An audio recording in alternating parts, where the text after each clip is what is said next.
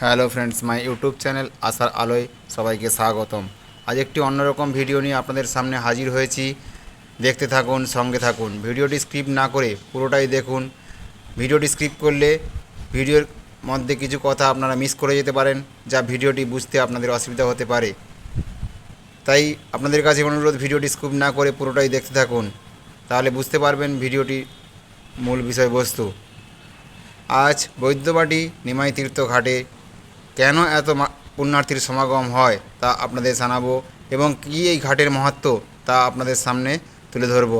ভিডিওটি ভালো লাগলে অবশ্যই লাইক, শেয়ার, কমেন্ট করে জানাবেন। চলুন জেনে নেওয়া যাক। হুগলি নদীর পশ্চিম তীরে অবস্থিত শেওড়াপুলি বৈদ্যবাটির কাছে নিমাই তীর্থ ঘাটটি অবস্থিত।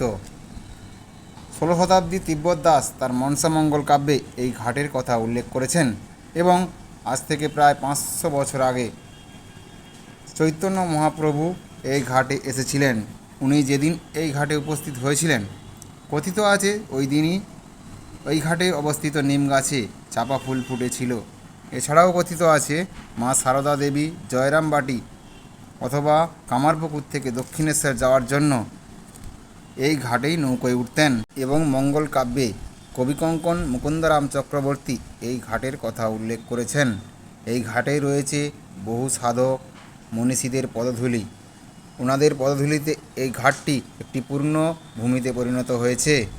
তাই সকল পুণ্যার্থী ইচ্ছে থাকে এই নিমাই তীর্থ ঘাট থেকে স্নান সেরে জল নিয়ে বাবা তারকেশ্বরের উদ্দেশ্যে রওনা হওয়ার। অবশ্যই ভালো লাগলে লাইক, কমেন্ট, শেয়ার, সাবস্ক্রাইব করতে অবশ্যই ভুলবেন না।